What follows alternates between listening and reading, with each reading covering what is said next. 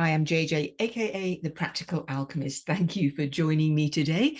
Now, the other day I did a video about oneness, and I wanted to expand a little bit on the notion of community, sharing, and contributionism that I talked about then. I'll also explain what all this practical alchemy malarkey is about. But before we get into that, I want to underline something. You know, I'm just like you, going through the same challenges in life.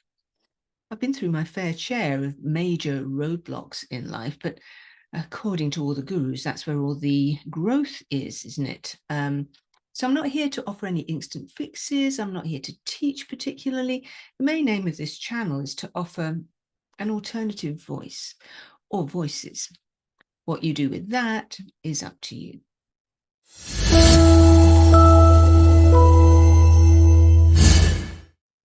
Okay. Community, sharing. Check out my previous video on oneness if you haven't watched it. That's where I posited that if we all come together and contribute what we have, our gifts even, which is the premise of contributionism after all, then we could find ourselves living in a far more harmonious world where we escape the chains of the money system. Now, I realize that some people might be skeptical that we could organize society along those lines. It sounds very much like communism after all, and look how that worked out. But this is the opposite of a top-down oppressive system. I see a bottom-up, spontaneous and natural way of organizing and living, a grassroots system, literally, grounded and rooted in nature, and as such, strong enough to support all offshoots of society and unparalleled growth. I want to talk about our origins and what's referred to as the Matrix another time, but who else here is beginning to see through the cage bars of our existence? The world really is changing, and prophecies of end times are beginning to look very likely, but we can make it through if we break free of our slave mindset and step into our innate power. I believe we're all more powerful and have far more abilities than we've been conditioned to believe.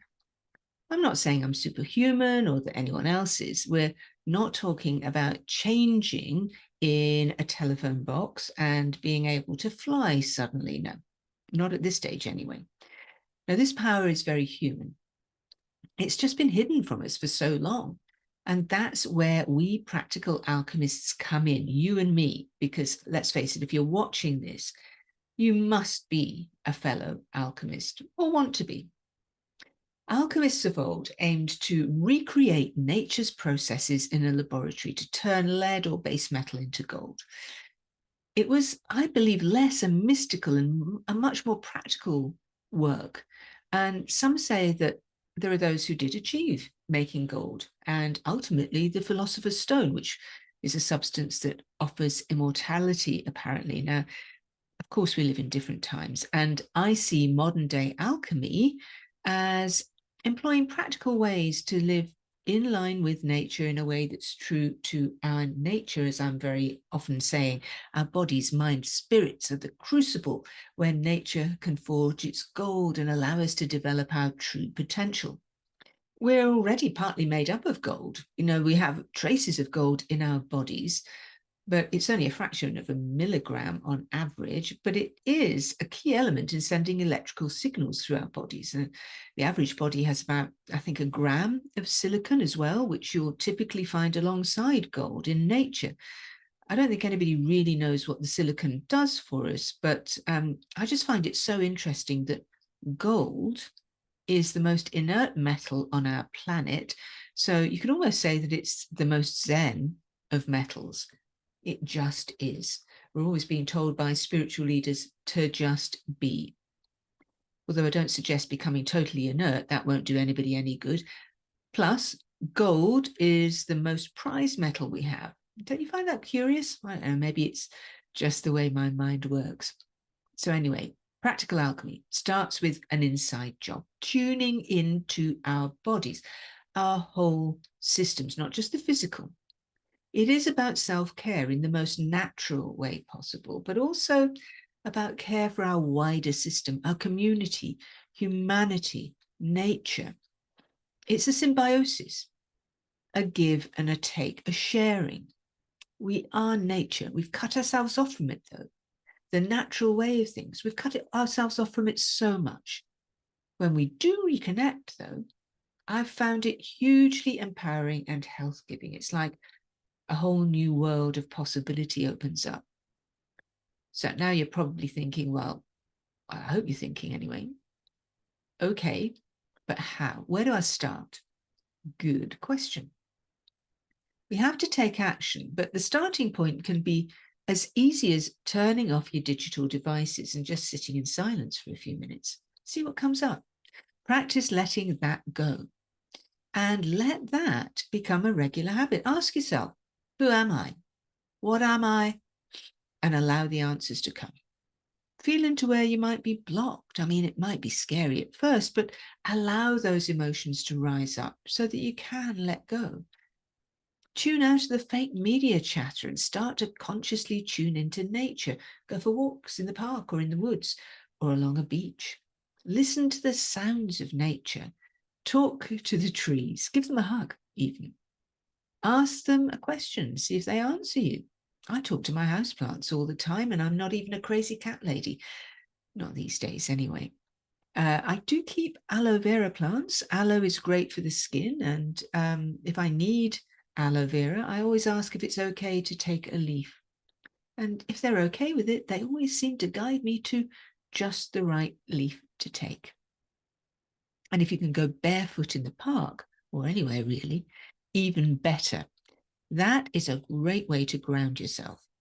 You know, wearing rubber-soled shoes is just one of the ways that we've really disconnected ourselves from the earth, because they block out electrons, which our bodies really need. We're built to conduct electricity. We are electric, which I think might have been a song title somewhere down the line. And then, of course, there's your human community. Connect with the people around you. They don't have to be like-minded or the same as you in any way. Reach out without judgment and see what happens. I met an old neighbor who lives in the same street as me yesterday, and I was very sad because he told me that he'd been really ill a few months ago, but was recovering now. I'd had no idea. I told him if I'd known, I would have helped, gone shopping for him, whatever.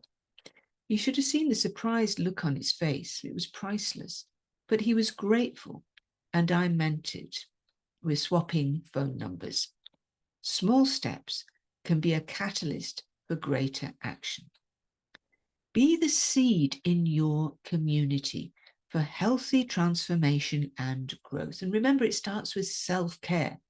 We're all one, all part of the same universe, where the small ripples you make can gather force and generate a tsunami.